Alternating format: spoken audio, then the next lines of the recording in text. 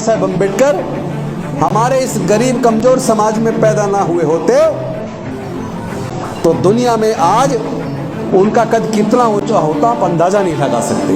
संत कबीर जी ने कही, पाथर पूजे हरि मिले तो मैं पूजूं पहाड़, ताते तो चाकी बली पीस खाए संसार। आज कोई कह दे तो उसको मारने को उतर आएंगे, उसकी मोब लिंचिंग कर देंगे, उस पर रासुका लगा देंगे। ऐसी सरकार आज केंद्र में है।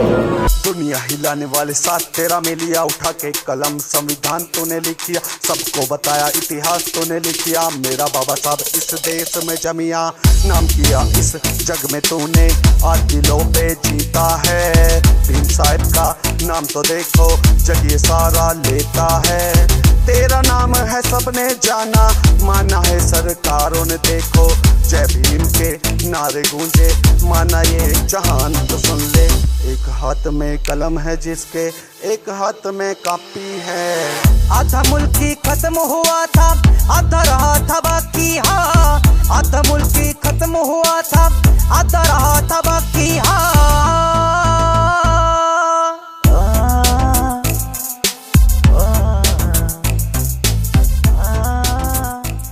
कर रहा हूं हमारे भारत के नायक, मिशन जेएनयू के संरक्षक माननीय राजेंद्र पाल गौतम जी का तालियां बजाकर उनका स्वागत करें।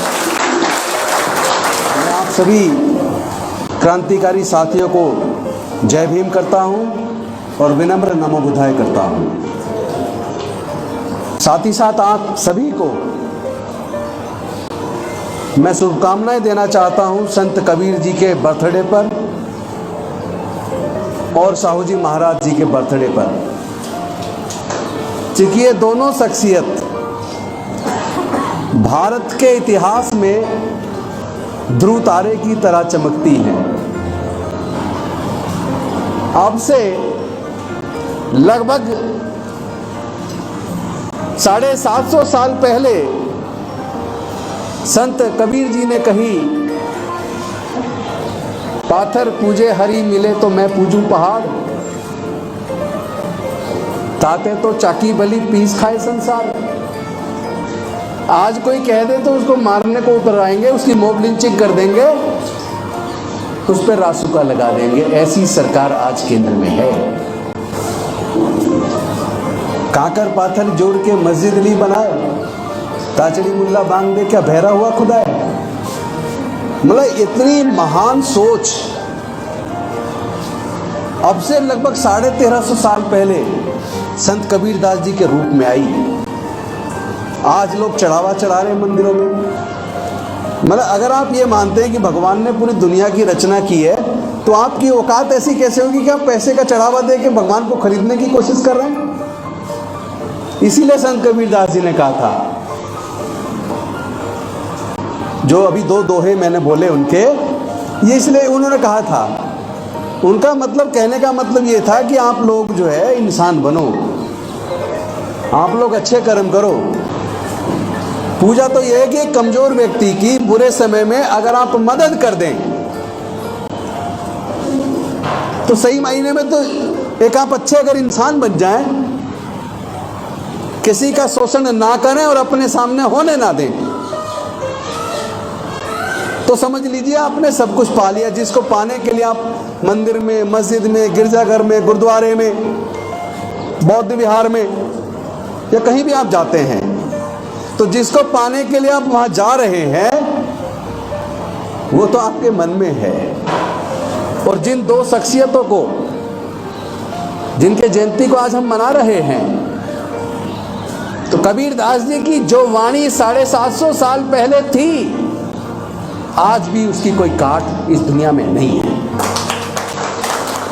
तो अगर डॉक्टर बाबा साहेब अम्बेडकर हमारे इस गरीब कमजोर समाज में पैदा ना हुए होते तो दुनिया में आज उनका कद कितना ऊंचा होता आप अंदाजा नहीं लगा सकते। तो आप किसी की विद्वता को, किसी की काबिलियत को जाति के हिसाब से परखेंगे, उनके काम को, अगर हमारे समाज से कोई इतना बड़ा विद्वान है तो उनके काम को छोटा करके आप अनुसूचित जाति जनजातियों के नेता के तौर पर प्रेषित करेंगे, एक पूरे भारत के इतने महान नेता के तौर पर प्रेषित नहीं करेंगे, तो आप धोखा केवल इस बहुजन समाज के साथ नहीं कर रहे हैं, आप गद्दारी इस देश के साथ कर रहे हैं।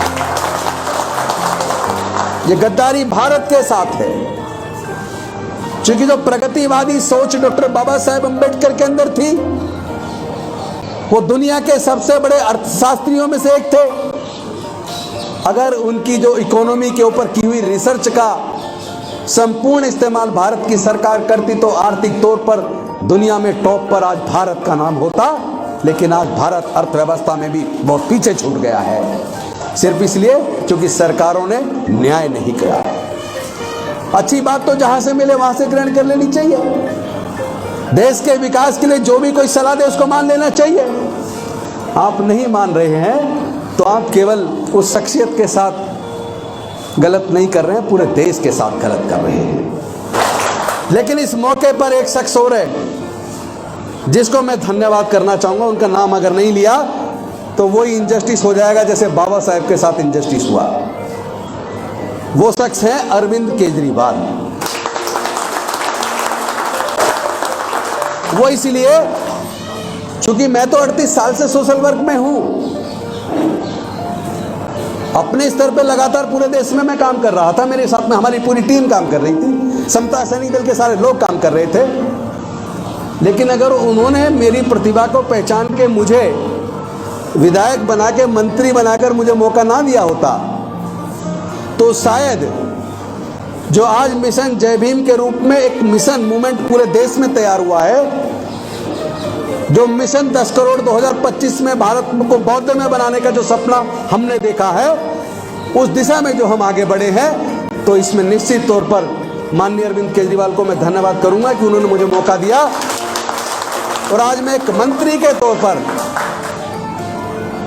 उस विचारधारा को, जो बाबा साहेब की विचारधारा थी, जो भारत को बौद्ध में बनाने की विचारधारा थी, जहां सबको समान अवसर देने की विचारधारा थी, आज मिशन जय भीम के रूप में हम उस पर काम कर रहे हैं। एक तरफ दिल्ली की हमारी सरकार काम कर रही है एजुकेशन और हेल्थ पे बेहतरीन काम करके, और दूसरी तरफ मिशन जय भीम के रूप में जो न्याय की लड़ाई पूरे देश में शुरू हुई है, ये अवसर उन्होंने दिया, इसलिए मैं उनको धन्यवाद करता हूं।